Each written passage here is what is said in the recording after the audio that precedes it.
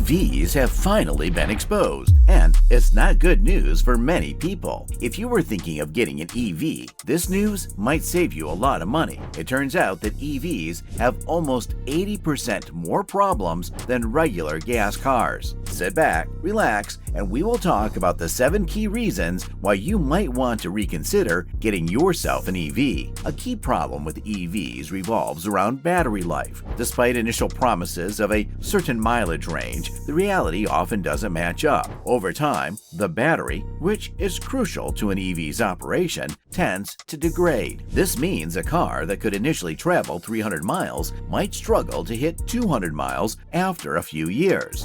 This is a significant setback, especially for those who need to travel long distances. Cold weather worsens this issue. EV batteries are less efficient in low temperatures, sometimes experiencing up to a 30% drop in performance. This becomes a serious limitation for those in colder regions. The production and disposal of EV batteries also pose environmental challenges. EV batteries typically require lithium, cobalt, nickel, and other rare earth elements, the mining of which can be environmentally damaging, and battery recycling is complex. The issue of EV fires, though not common, has become another significant safety concern. Several notable incidents have highlighted the safety risk of electric vehicles. A Tesla in Denmark caught fire after exposure to salt water. A Mercedes-Benz EQ E350 Plus spontaneously combusted in Florida, causing a significant property damage. These events underline the unique challenges in dealing with EV fires. Extinguishing such fires is difficult, and preventing them from reigniting poses additional challenges. In response to these safety concerns, major manufacturers are taking action. For example, General Motors' recall of their Bolt EVs due to potential fire risks in the batteries is a significant acknowledgement of these issues and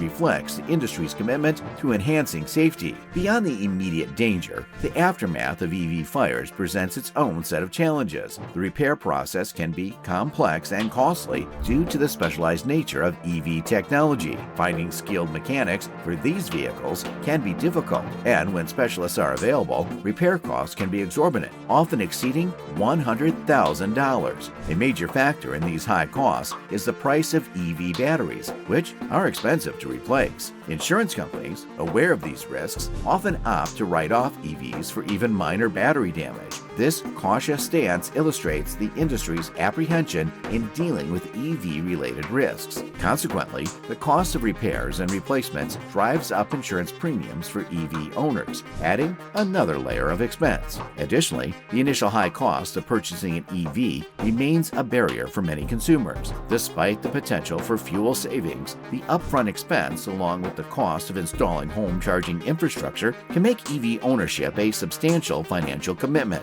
This situation presents a dilemma, as there is a desire for cleaner transportation options, but the current state of EV technology and infrastructure poses significant challenges. When considering EVs, it's important to look beyond the initial purchase price and evaluate the total lifetime expenses. Although EVs are known for lower maintenance costs, the overall cost can be surprising when you factor in all aspects. Typically, maintaining an EV costs less than a gasoline car. On average, the annual expense for an EV is around $900, while it's about $1,200 for a gas car. The savings in EV maintenance are due to fewer moving parts and reduced wear and tear. But on the other side, after an accident, repairing an EV can be significantly more expensive than fixing a gas-powered car, sometimes over 50% higher. This is because EV technology is more complex and their parts are pricier. Also, insurance for EVs tends to be around 30% more costly than for gas cars. Insurers recognize the high repair costs associated with EVs, which influences the insurance premiums. Combining the costs of purchase, maintenance, major repairs, and insurance, the lifetime expense of an EV can be quite high. On average, the total cost for an EV over its lifetime might be around $71,700, whereas it's about $58,600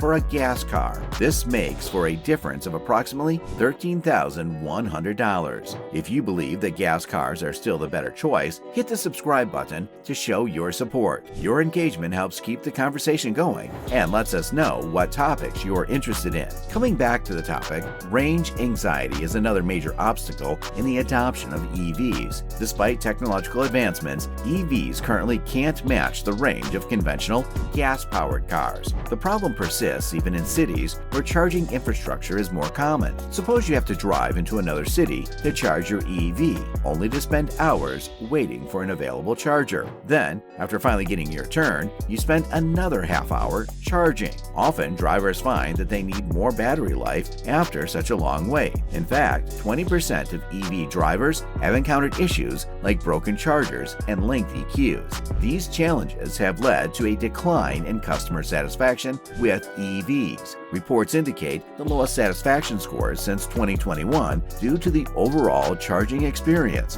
which could be faster, more exciting, and more convenient. Many charging stations are also poorly located, offering little to do while waiting. It seems people are now shifting their interest toward hybrid cars as an alternative. However, it's important to note that hybrids, while popular, have their challenges. Plug-in hybrids offer a blend of gasoline and electric power, but come with their own maintenance complexities. They aim to reduce strain on each system by alternating between the gas engine and electric battery, which theoretically should lower maintenance needs. The gas engine brakes while the electric battery is in use, and regenerative braking can extend the life of brake pads. However, this dual system setup isn't without challenges. The battery, though designed to be long-lasting, often over 100,000 miles, can be very expensive to replace, with costs ranging from $1,000 to as much as $8,000. Another issue is the cooling system. Hybrids often run hotter than standard cars due to their dual power systems, necessitating more frequent coolant system maintenance. Ignoring this can lead to significant engine damage. Moreover, hybrids face challenges with their catalytic converters. The replacement of a catalytic converter in a hybrid can be more expensive compared to standard vehicles. For example, replacing a Toyota Prius's catalytic converter can cost more than replacing the same part in a standard gasoline car. Furthermore, issues with the oxygen sensors in hybrids can arise, impacting fuel efficiency. Like in gasoline vehicles, the oxygen sensors in hybrids can fail, but the replacement costs tend to be higher in hybrids. The problem with charging stations for electric cars is a big reason why not everyone is using them yet. This is especially hard for people living in cities who don't have their own garages and for those in the countryside. In cities, even though there are some charging stations, they're often either full or not working. This makes it hard for people who own EVs to charge their cars and can make others think twice about buying an EV. They worry if they'll always be able to charge their car when they need to.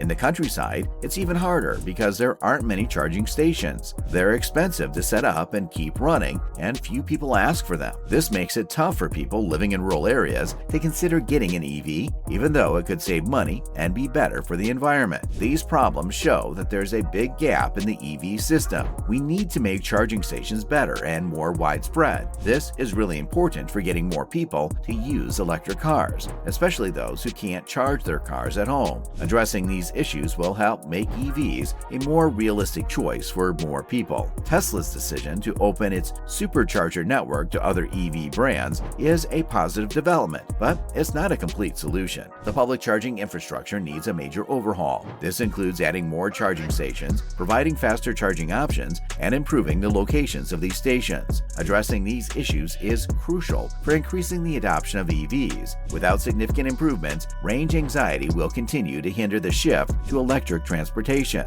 Electric vehicles, like any new technology, are facing their own set of growing pains. It's a journey similar to what internal combustion cars once traveled to become reliable. EVs are currently facing various challenges, as discussed earlier, from improving battery technology to refining autonomous driving features. These issues need to be smoothed out before EVs can match the reliability of traditional gasoline cars. The effort to increase the use of electric vehicles is really strong right now, especially with the Biden administration pushing for it. They're really encouraging people to choose EVs. This push is also a big part of plans in some states, like California, where they want to stop selling new gas cars by 2035. Their goal is big. They want to cut down on pollution and fight climate change. But this big change is causing a lot of discussion regulations and different opinions all over the country. The Environmental Protection Agency is really setting the bar high with their EV goals. They want 67% of all new cars sold to be electric by 2032. That's a huge jump from where we are now with EVs in the market. However, there are real-world issues to think about. Not everyone has an easy way to charge an EV at their home. This is especially true for people living in apartments or in places where it gets really cold, as cold weather can make EV batteries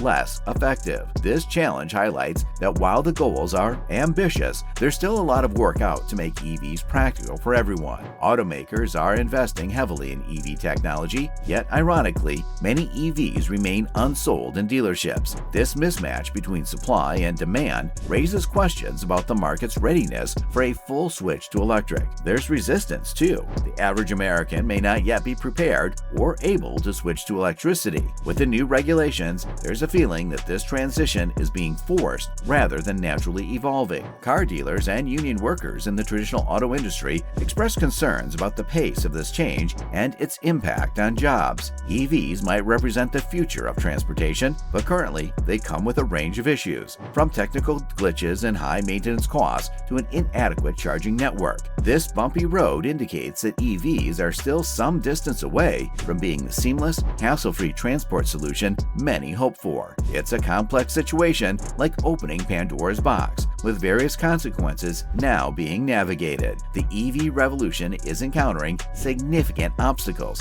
and it will take more than smart marketing to address these challenges. That is it for today. EVs? Yes, still a long way to go. What do you think? Should gas cars be banned? Let us know in the comments. We have just uploaded a video about Biden's desperate attempt. Check out if you're ready to be truly shocked.